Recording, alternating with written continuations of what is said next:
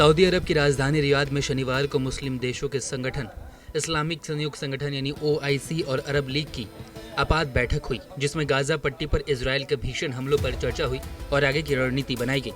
Saudi अरब ने शिखर सम्मेलन में मेजबानी की। इस दौरान शुरुआती संबंधों में सऊदी अरब के क्राउन प्रिंस मोहम्मद बिन सलमान ने गाजा में बिगड़ती स्थिति पर चर्चा की और कहा कि हम एक मानवीय आपदा का सामना कर रहे हैं। संयुक्त राष्ट्र सुरक्षा परिषद और अंतर्राष्ट्रीय समुदाय की अंतर्राष्ट्रीय कानूनों और मापदंडों और अंतर्राष्ट्रीय मानवीय कानूनों की विफलता की गवाही देता है।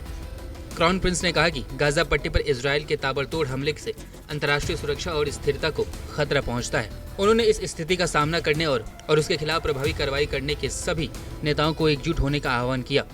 अपने भाषण के दौरान क्राउन प्रिंस ने तत्काल सैन्य अभियान बंद करने, नागरिकों के लिए मानवीय गलियारे प्रदान करने और अंतर्राष्ट्रीय मानवीय संगठनों को अपनी भूमिका निभाने में सक्षम बनाने की मांग दोहराई। उन्होंने कहा कि फिलिस्तीन में हमारे हजारों भाइयों की बेवजह हत्या की जा रही। उन्होंने गाजा में संवेदनहीन युद्ध की निंदा की, जिसने अब तक 13,000 से ज्यादा लोगों की जान ले ली है। इसमें सबसे ज्यादा बच्चे, महिलाएं और बुजुर्ग शामिल है। आपको बता दें, हाल ही में अमेरिका के दखल से इजरायल और सऊदी अरब ने दोस्ती का हाथ बढ़ाया था। ये दोस्ती 72 साल बाद हो रही थी, जबकि दोनों देशों के बीच सिर्फ 16 किलोमीटर की दूरी है।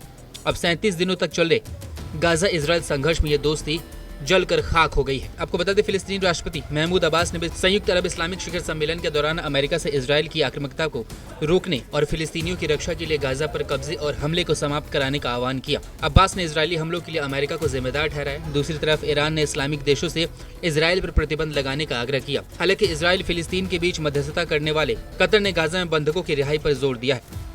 आपको बता दें, हमास के खिलाफ शुरू की गई इजरायल के युद्ध की वजह से सऊदी अरब, अरब लीग और इस्लामिक सहयोग संगठन के संयुक्त प्रयासों ने विश्व भर में मुस्लिम नेताओं को शिखर सम्मेलन के लिए रियाद में एक मंच पर साथ लाने की बड़ी भूमिका निभाई। सऊदी अरब में हो रहे इस बैठक में ईरान के राष्ट्रपति इब्राहिम रईसी भी पहुंचे थे।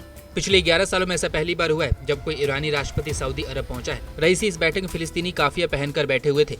इस संयुक्त बैठक में भाग लेने वाले अरब लीग के महासचिव अहमद अबुल घती, तुर्की के राष्ट्रपति रेसेप तैयब एर्दोगन, OIC के महासचिव हिसैन ब्राहिम ताहा और फिलिस्तीन शरणार्थियों के लिए संयुक्त राष्ट्र राहत और कार्य एजेंसी के आयुक्त जनरल फिलिप लजारिन भी शामिल थे। इसके अलावा ईरानी राष्ट्रपति इब्राहिम रईसी, मलेशियाई प्रधानमंत्री अनवर इब्राहिम, मिस्र के राष्ट्रपति अब्देल फतह अली सिसी, संयुक्त अरब के राष्ट्रपति मंसूर बिन जायद अल नहायान, लेबनान के प्रधानमंत्री नजीब आजिम मेकाती और इंडोनेशियन राष्ट्रपति जोको विडोडो भी उपस्थित थे।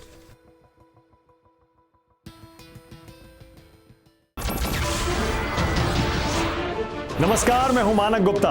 अगर आपको हमारा ये वीडियो पसंद आया हो तो इसे लाइक और शेयर जरूर करें और हाँ, हमें सब्सक्राइब और फॉलो करना ना भूलें ताकि आप देश और दुनिया की कोई खबर मिस ना करें। तो जुड़े रहिए हमारे साथ और देखते रहिए News 24।